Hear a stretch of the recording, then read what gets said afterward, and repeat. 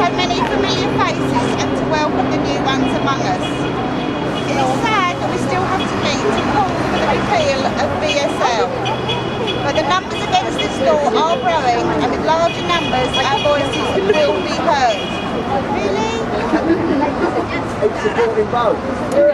England, Northern Ireland, Wales, Scotland, Canada, Germany, Australia, Holland, Denmark and America stand together, shoulder to shoulder across the world, united in the fight against the law that kills.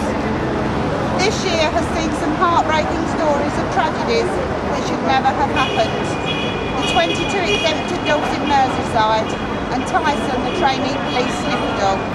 These have caught the attention of the media, which we hope will highlight just how wrong and barbaric this law really is. There are also thousands of issues which are not brought to the attention of the media, but are just as tragic and heartbreaking and wrong. What is the same in all these cases are the dogs which have never done anything wrong are killed due to looks alone from a law based on ignorance and discrimination. There are no central records kept of how many dogs have lost their lives since 1991. No collated figures of how many dogs have been ripped from their loving homes, denied the right to live their lives, their owners denied the right to say goodbye to their beloved companions and best friends.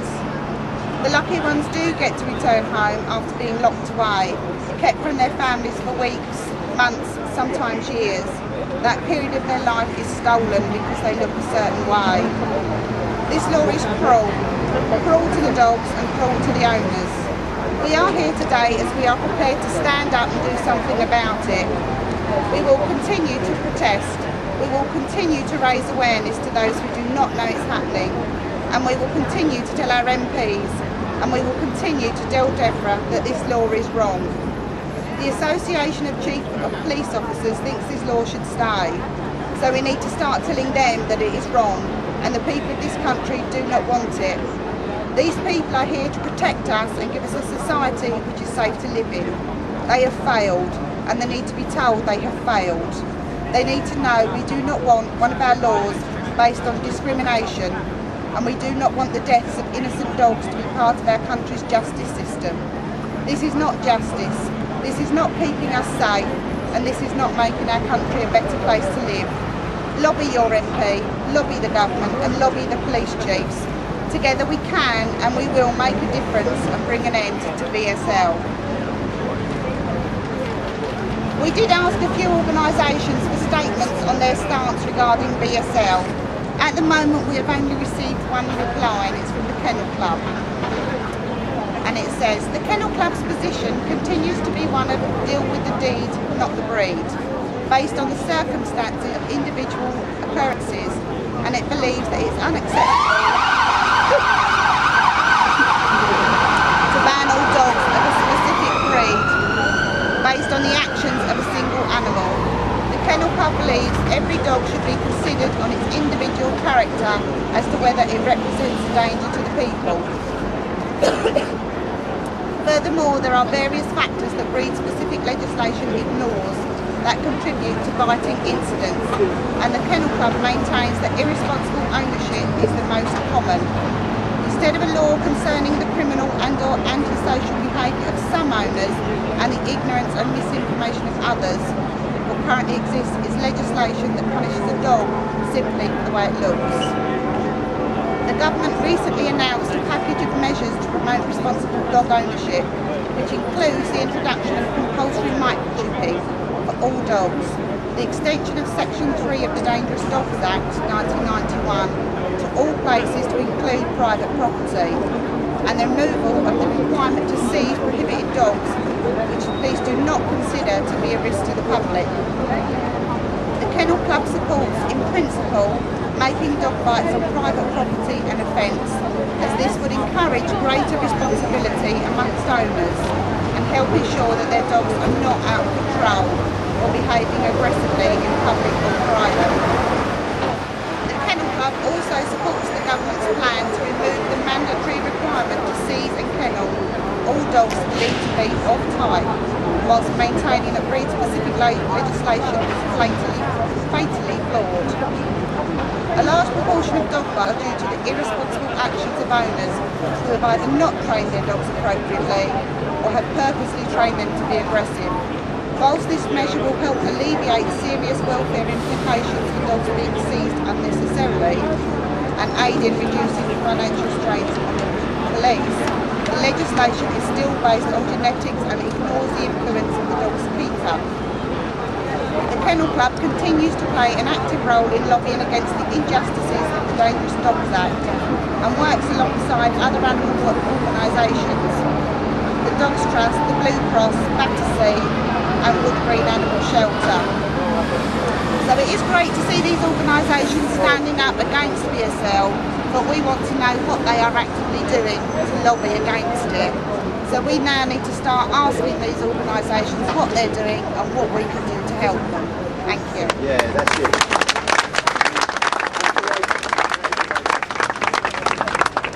Hi. Okay. Who can remember what they were doing on the 27th of March? Anybody? Anybody at all? No. I had a hangover because it's the day after my birthday. Fair enough. Nina can remember, no one else can. But I can tell you who can. 22 families in Merseyside can remember. On the 27th of March, they were woken up at dawn by police. Okay? Their dogs, who had all been exempt, every single one of those dogs were exempt, were seized. They weren't just seized, they were dragged out of their family homes on catch poles, on 2 catch poles, so tight that one dog actually bled from its mouth. Okay? Now, I know a lot of people have said, well, they should have paid their insurance. I've heard this again and again. What I would say to those people is nothing is black and white. Nothing. I can't say too much because it's going through courts. These people are fighting a judicial review on the way the police acted because they were not given a recourse to law.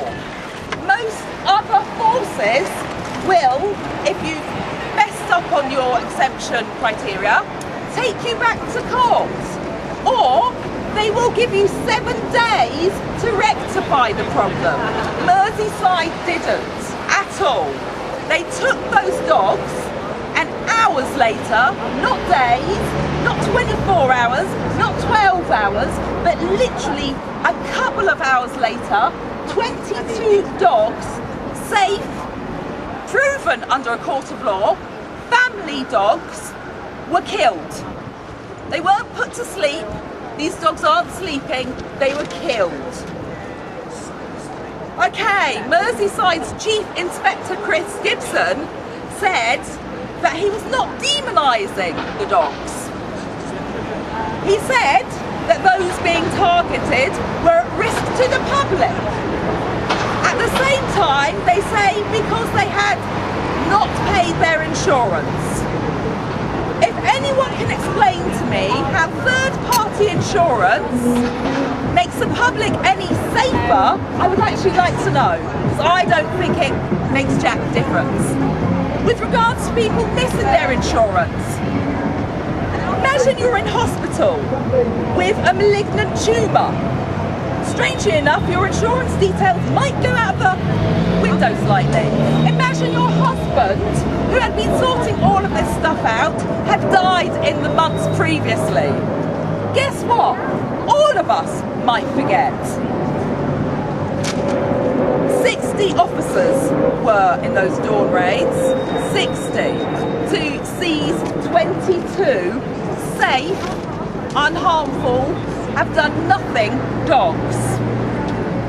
One of the owners, whose dog, Chloe, was seized, was a 66-year-old grandmother. Again, the police have said that people who get these dogs are getting them as a status symbol.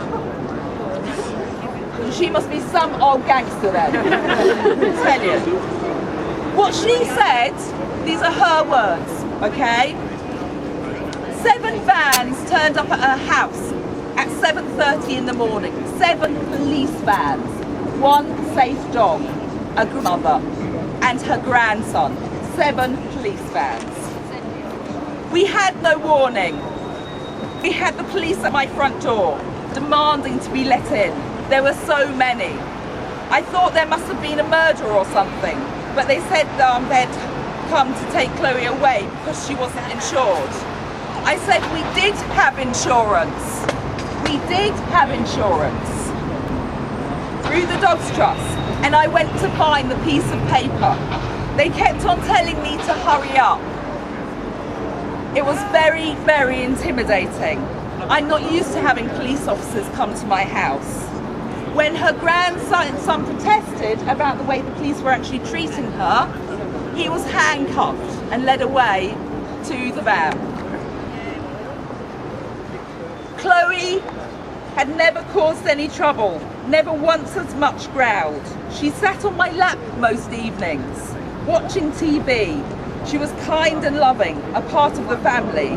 They took her away without any reason and without going to court.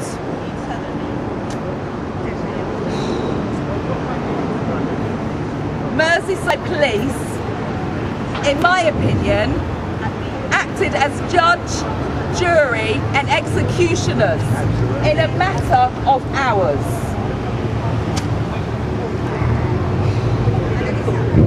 Reuben, another of the dogs seized, another of the Merseyside 22. The police came in and took Reuben straight away. They wouldn't even let us say goodbye. It was just a mistake. Every year Reuben was insured. This was one time he wasn't. He didn't deserve to die for the sake of £25. Now I know, again, people say, well, if it was my dog, I would have it insured whatever happens. I would say to everybody, should these dogs have actually been in this position in the first place? Should they have needed to be exempted? Should they have needed to be insured? Should they have needed to be muzzled, tattooed, kept on lead the whole time? No. And that's why we are all here today, because it's BSL, breed-specific legislation, that is wrong. Let us all remember, please, and give support to those Merseyside 22 dogs. None of them should have died. None of them should ever be forgotten. And we should all join with the people of Liverpool today who are up on Merseyside, protesting like we are, like other people around the world. And I want you all to give them a round of applause for being there.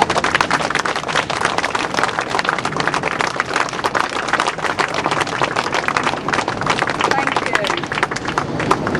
The other thing the police said was they were targeting dogs who lived with children or the vulnerable.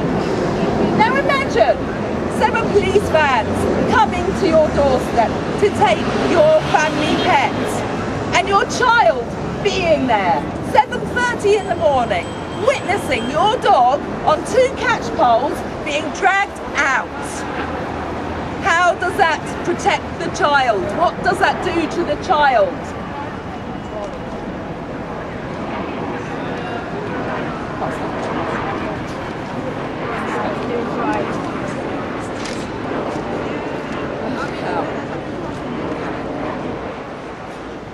I stand here with you all for every single dog who has been seized, who has been exempt, who has been killed. We are here for all dogs. I will not make a judgment about any dog caught up in this situation or their owner, because it's the law that is wrong, not the dog, not the owner for having that dog.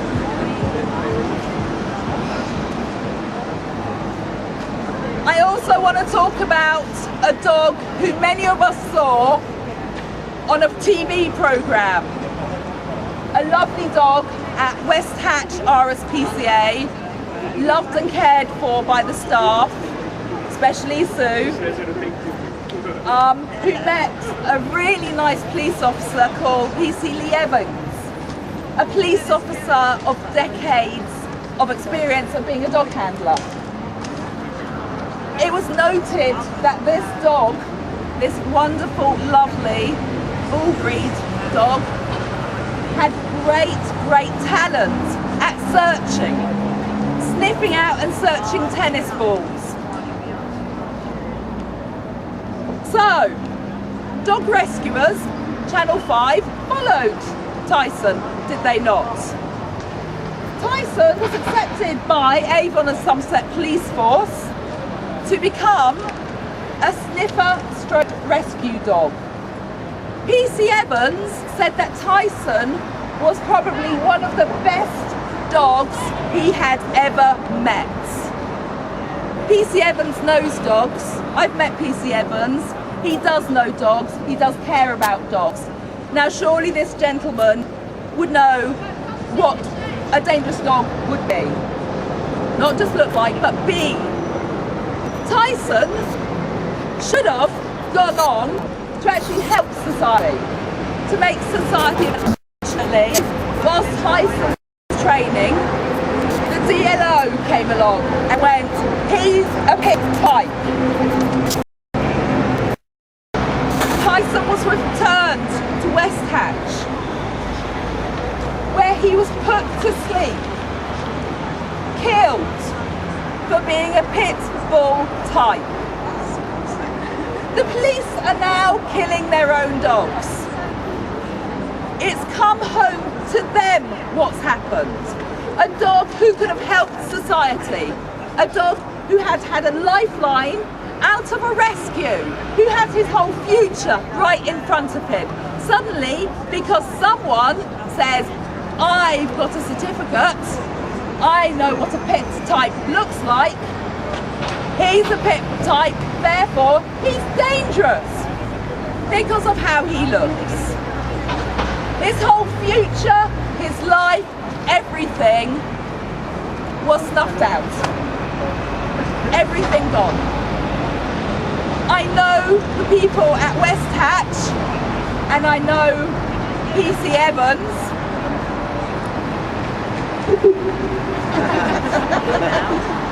Have been incredibly upset by this. And I personally do not blame them in any shape, size or form. Who I do blame are the powers that be above them.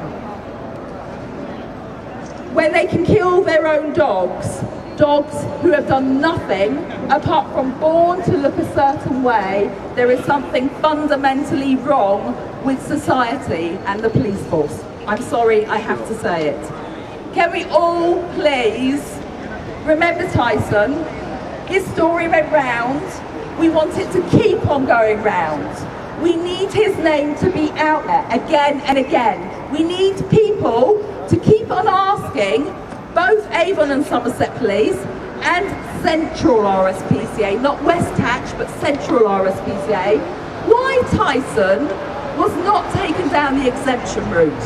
Why was Tyson not given the keepership option? Other rescues do it. They have pit-type dogs. They fight for them. They take them down exemption. They get a registered keeper. The dogs live. Tyson wasn't given that chance. Central RSPCA have told me there was no choice. There are always choices. We all need to make sure they understand their old choices. We all need to make sure that we are not staying silent about Tyson, about every dog in a rescue, in a pound, because there are hundreds. We know Tyson because we saw him on TV, but there are hundreds every single day in this country being picked up as type dogs who we don't get to hear about. We don't know their names, but believe me, it happens.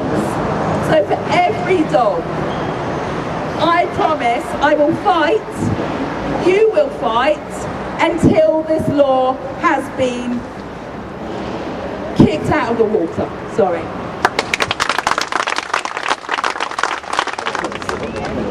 Like many of you here today, my family had never heard of BSL until we had heard about Linux and what was happening to them. We didn't know what BSL stood for and what it meant and what it was doing to so many innocent dogs around the world. Lennox was a 7-year-old American Bulldog Labrador cross. His family had him microchipped, neutered, DNA registered, pet safe registered, insured and licensed every year with the council without fail. But even with all this, on Wednesday the 19th May 2010, Belfast City Council seized Lennox. He was torn away from his loving family and held imprisoned on the BSL for nothing. My mum signed this petition for Lennox's release. Then my mum sat and read his story. By the time she was finished, she was in tears. Our family have always been animal lovers, but this hit home. We couldn't just sit here and do nothing. We had to try and help. We didn't have a clue what this would be. After my mum told my sister Natasha about Lennox, Natasha came up with the idea of a protest in his name to tell more people about his story and how this shouldn't be happening to a dog that had done no wrong. Within a week, Natasha had made many phone calls. She filled out all necessary paperwork and created an event on Facebook. Many wonderful people enjoyed the event. The money was raised for the public liability insurance in just one day. Everyone was amazing in the love and commitment they showed. So on Saturday the 11th April 2011 at Trafalgar Square, London, the very first protest took part. Around 30 people showed up and explained Lennox's story to the public. They got many signatures on his petition and handed out leaflets about Lennox and BSL. Lennox was held for 26 months, away from his family, away from love, away from the life a dog should have, running in the fields, playing fetch, cuddling up on the sofa with a family who loved him. But sadly, after all the campaigning, Lennox was murdered. This is why we carry on campaigning and protesting. This is why myself, my sister Natasha and my mum will carry on attending events in memory of Lennox and all the hundreds of innocent dogs around the world affected by BSL. We will be their voices. This law needs to end now. Hi everybody, thanks for coming. I'd just like to share with you a story about my first experiences of BSL and the harshness of what happened to this particular dog. This is the story of Bo. Bo is featured on my shirt. She was a dog who looked just like Willow, who I was asked if I could find a home for locally. The owner had taken her in and was in breach of her tenancy agreement, and the dog had to go within 7 days. We tried desperately to find a home locally, to no avail. So she was taken up to one of the local big rescue sites. I took the owner up, she had no transport, we went up. Bo was a lovely dog, she was just 12 months old. She lived with a 4-year-old girl, she walked to nursery every day. She was just a beautiful dog, she was just like my Willow. So we took the dog into intake and the dog was handed over as a gift. The staff at intake said she was a lovely, friendly dog, would have no trouble finding her a home. She went off really happily with the staff. She went with her teddy bears and her bed and all her favourite bits and pieces. And that was it as far as I was concerned. This dog was safe, this dog was going to find a home. No issues at all.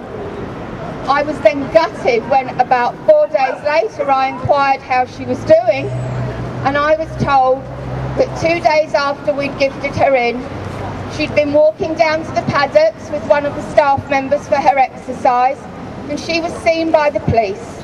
She was deemed on that spot to be a type dog. That dog was put to sleep that day. When I got that email, I just stood in front of my computer and screamed. I couldn't believe it.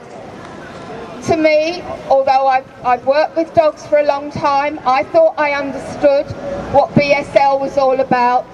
Breed-specific legislation to me seemed fairly sort of cut and dried.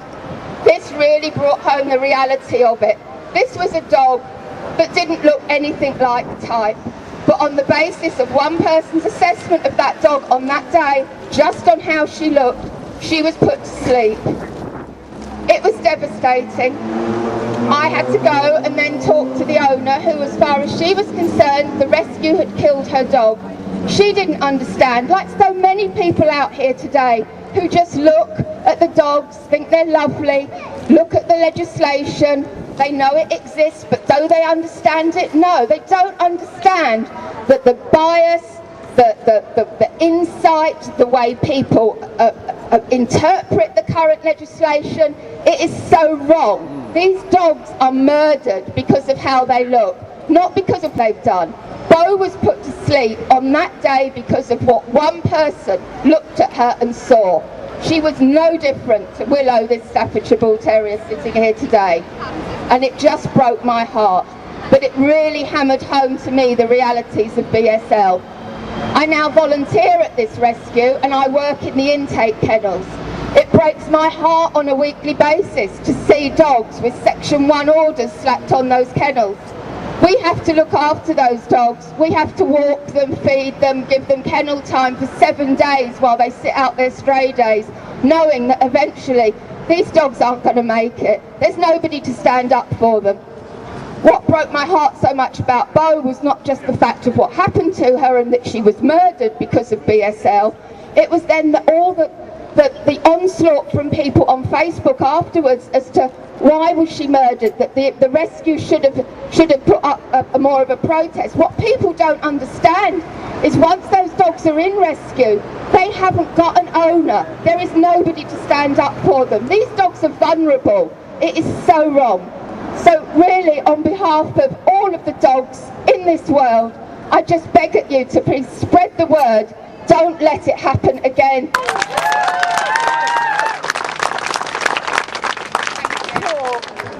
About dogs in rescues. One of our friends here works in a rescue. Every single week she sits and she is the last loving thing that a dog who is being put to sleep for BSL sees. This week alone there have been 2 dogs. One of the dogs is Milo. She built up a loving relationship with this dog. The kennel staff absolutely loved this dog. Milo, who could have had a loving family home, was, just because of how he looked, killed under BSL.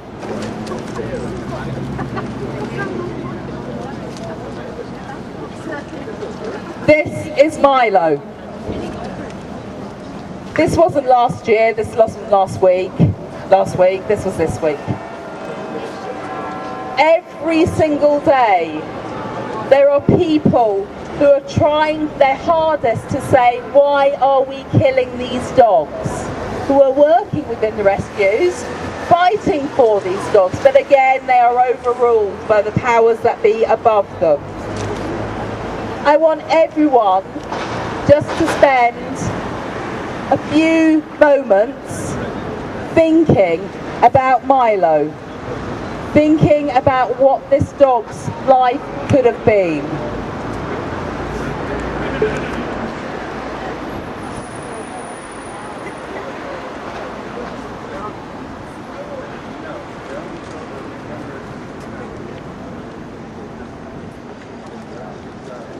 "5 months old, a puppy." I read again and again, you can't type a dog until it's 9 months old. Rubbish. Puppies are killed by BSL in situations. Milo, 5 months old. I agree. A puppy who is was a playful, loving boy. All he wanted to do was have love and cuddles, not a harmful bone in his body. Now I know my friend is absolutely devastated and heartbroken. Milo's gone, another dog died as well. Dude, another dog, again, who should have been given the chance of having a loving, happy home. There are so many dogs who we don't hear about because they are in rescues, being killed for one reason and one reason only, because of how they look. Nothing more, nothing less. This law has to change. It's about time people start realising there's not one professional organisation who are canine experts who agree with this law. The British Veterinary Association, the Royal College of Veterinary Surgeons, the Kennel Club, the Blue Cross, everyone is against this law. The only people who think, and they say it's not based on any research, they admit that freely, they think, and it's their opinion these dogs don't make good family pets, are DEFRA and the police.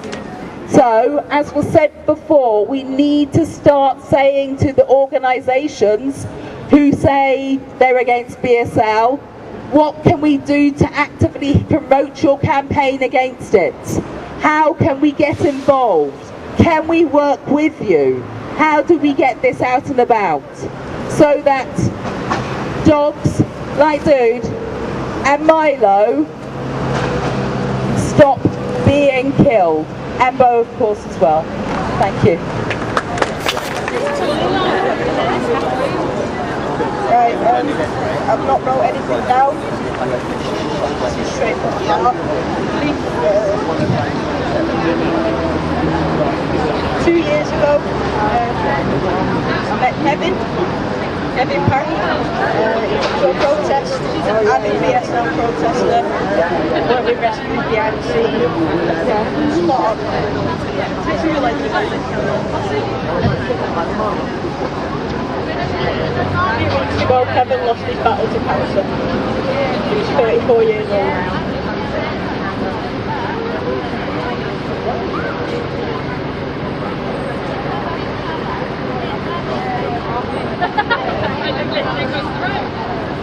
Too young. It's like a brother. Should still be here with us now. So can I just ask for everyone to do a minute silence for Kevin, please?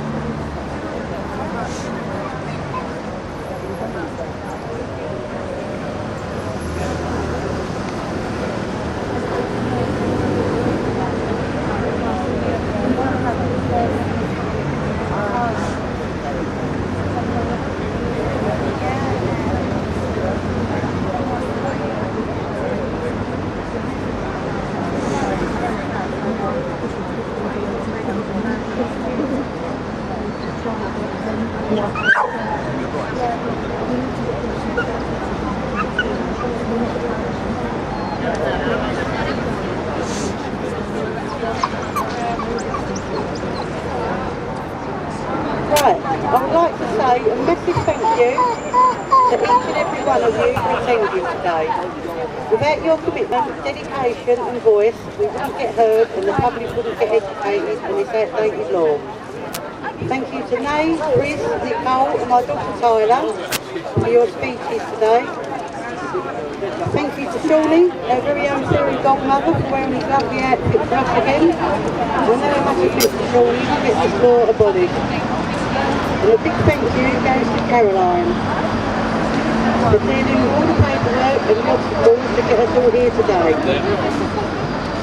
Lastly, can you all make sure that you take your belongings home with you, including your rubbish? But lastly, can we all have a group photo, please, at the front?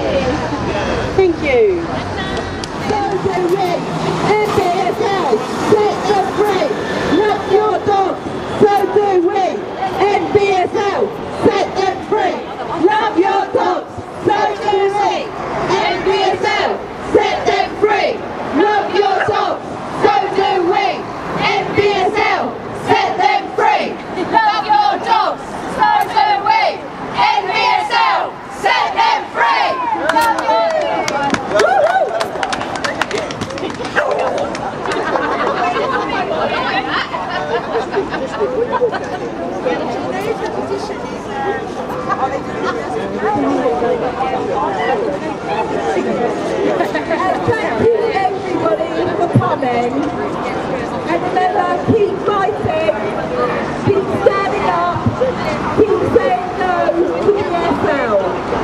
It's been 23 years.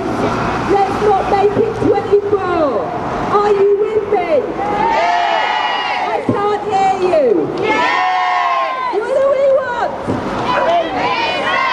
When we want it?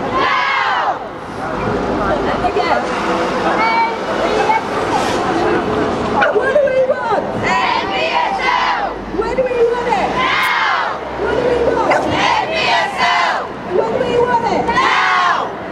For every dog seized, every dog killed, every dog living under exemption, we stand for you, we are here for you, we will never give up, we will never ever let you be forgotten. Thank you. And